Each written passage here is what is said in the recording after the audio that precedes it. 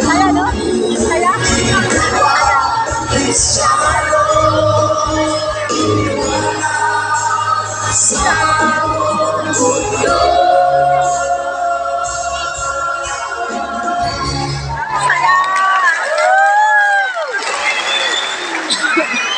Ang saya!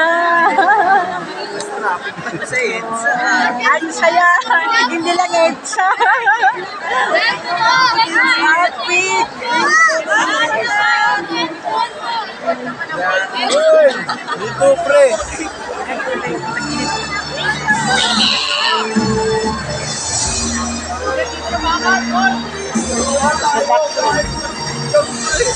Pwede ba hi sis? Hi! Ikaw na sis?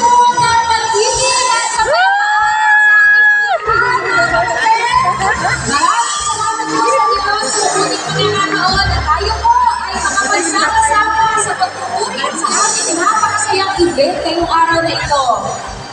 Yan, syempre, gaya po ng init ng panahon ngayong umaga, ay mainit din ang pagtanggap ng ating mga kapatid mula po dito sa FCGI Chapel. Hello po mga kapatid! Ayan, salamat sa Diyos.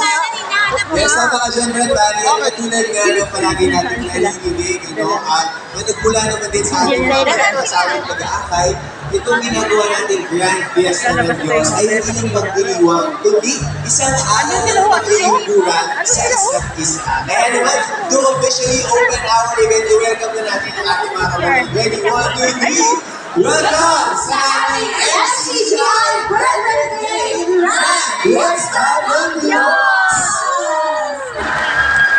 Salamat sa Diyos.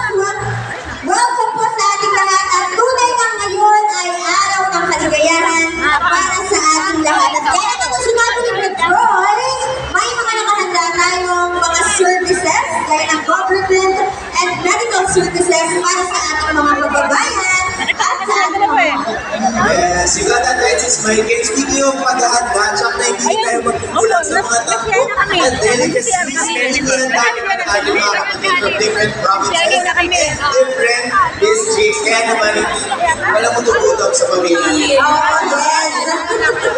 Opo, at hindi po natatapos dyan mga kapatid dahil marami po tayong aabangan for today's event. Meron po tayong gaganapin na wish granting, of course. Meron po tayong serbisyong kapatiran ang pagsasanay.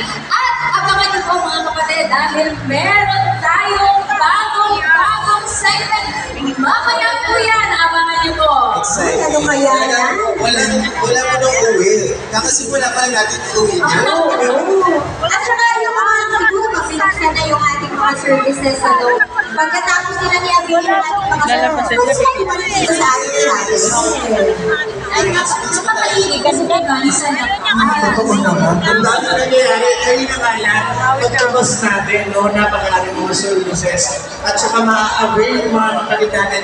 Dahil yung binabagay ni Brad mo, at saka ni Sis Leslie, no, may mga kakagay, may mga pagkain, may mga delicacies mula sa iba't ibang probinsya.